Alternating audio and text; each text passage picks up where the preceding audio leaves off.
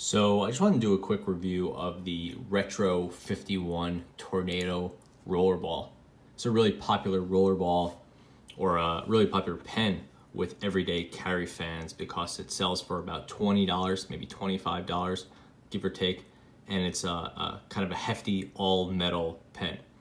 I bought it for I think it was $24 in this stealth model, which means it's black on black on black. It's sold in a bunch of different colors and some patterns and lacquers and things like that, if those are more to your liking. Pen comes in this cool box. It's got some retro cars on it, which I kind of don't really get, but it's nicely made. It seems like the company cares about the pens it makes and ensured that the pen arrived in good condition. It also included an instruction manual, which just tells you a little bit about the company, a little bit about the pen, again, the Tornado, what refills you could use, and that sort of stuff. Wasn't too interesting, but again, nice touch. As for the pen itself, it's all metal, metal knurled end here. I believe there are some plastic inserts, but it's like largely metal. Appears to be metal. A band here. Clip is definitely metal, metal body, and this cone piece again is metal. The metal of the body is sort of like it's not fully matte, but it's almost a matte brushed material, and the brushing is very, very slight. So maybe it's not even brushed, maybe that's just coming through the paint, but it's got a sort of matte to it.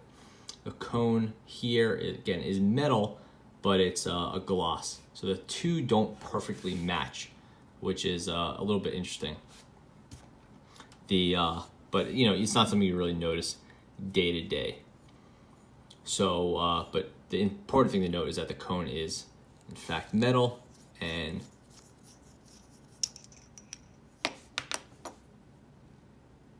you could see, if you look inside of it, you can see that it's probably brass. Opening the pen up, we can see there's a spring, obviously. So, and this is a Retro 51 branded refill, but if you take a quick look at it, we can see that it's clearly a Schmidt refill, so that means that we know you're getting a quality refill here. And there's not much else to the body, so we'll put it back together.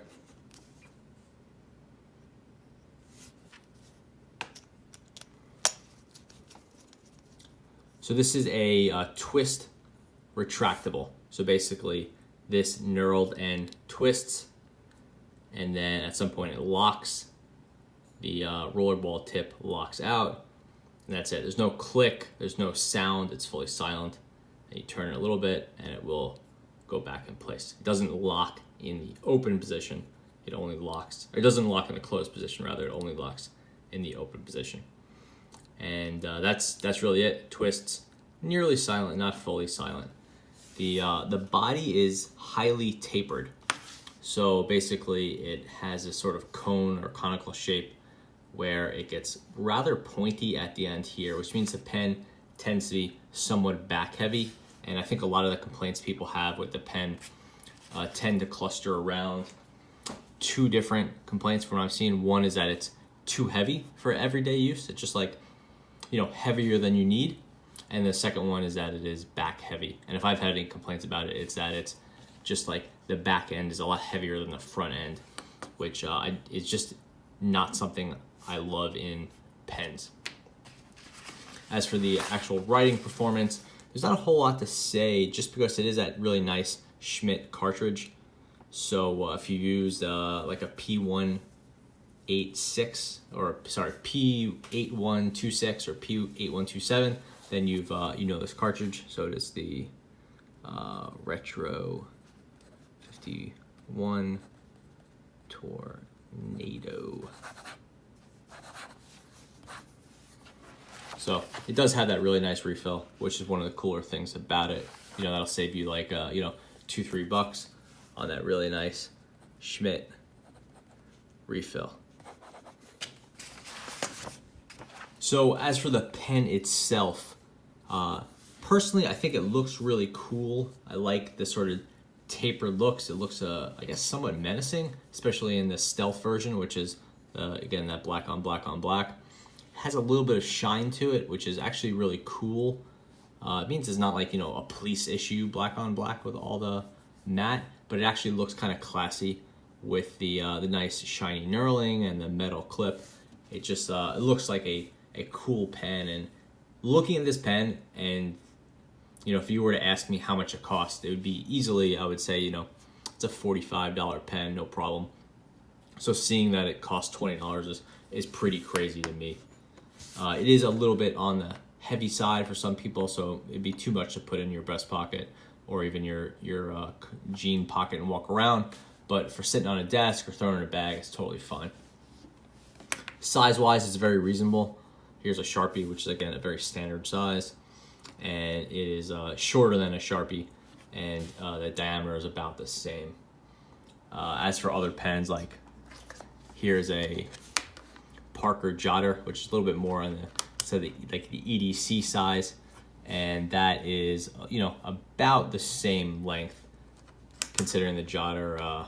Well, maybe the Jotter's a little bit longer, but they're largely the same.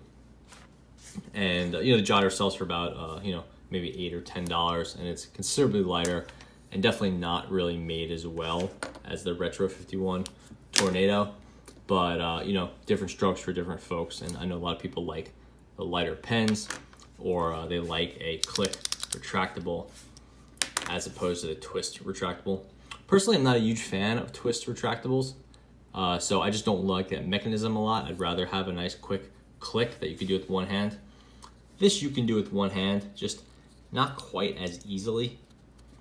Whereas, just a click is obviously the perfect fidget tool and twist mechanism, and just like retraction or extraction, I guess retraction and different mechanism, whatever. The twist itself, again, it gets the job done and has a sort of classiness to it, but it is not as easy to do, so it's a little slower. So yeah, final verdict, I would say really a lot of value for the money and a really nice everyday carry pen, but I'm not entirely in love with it.